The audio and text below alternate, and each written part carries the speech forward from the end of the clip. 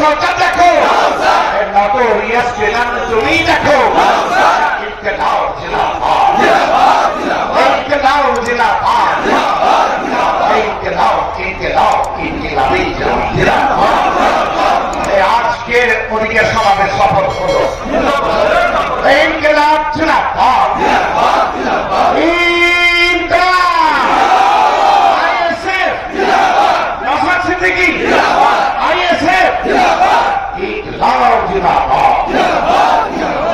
যে সমাবেশ করে দেখালো এটা হচ্ছে আমার বড় ভাইদের অনেক দিনের স্বপ্ন। আমি ধন্যবাদ জানাই যারা উপস্থিত আপনারা আজকে সফল করলেন। ভাইজান বারবার আমাকে বলে যে বেশি বেশি নেতা তৈরি করো, যত পারবে নেতা তৈরি করো। এটা আপনারা আজকে দেখেন। রাগ হচ্ছে নাকি আপনাদের? রাগ হচ্ছে,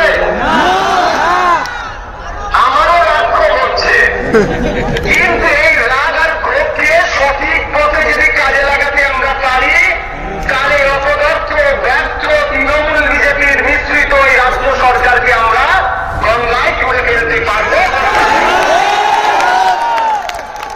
এই রাগ আর ক্ষোভটাকে ঠিক সঠিক জায়গায় সঠিক সময়ে কাজে লাগাতে হবে। তবে আজকে আমি একটা ঘোষণা দিচ্ছি, আমাদের যেহেতু আমাদেরকে কোর্ট এই নির্দেশনা দিয়েছে, সেই জন্য তো আমরা যেতে পারছি না। আমার বড় ভাইজান যেতে চেয়েছিলেন, আমি তাকে অনুরোধ করে আটকে দিয়েছি। কাকে বলে দিয়েছিলাম, দুই ভাই মিলে 2026-এ ব্রিগেডে যাবো।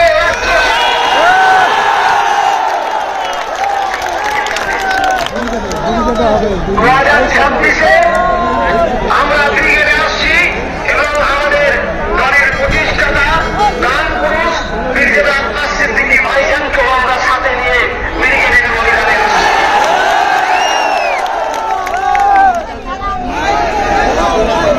আজকে আটকানো হচ্ছে কেন আইএসএফকে? আইএসএফের অপরাধ কি? আইএসএফের অপরাধ হচ্ছে দলিত, আদিবাসী, মিশরবাদী, হিন্দু, মুসলমানের হয়ে কথা বলছি আমরা। আমাদের অপরাধ এটাই,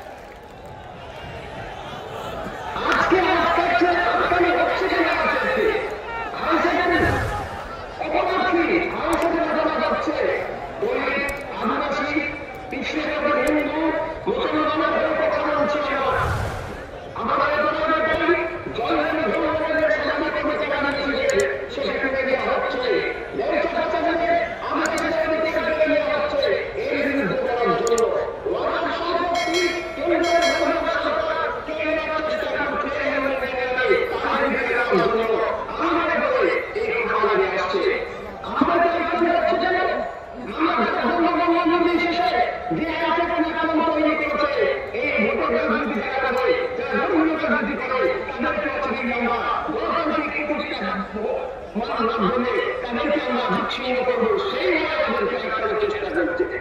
যখন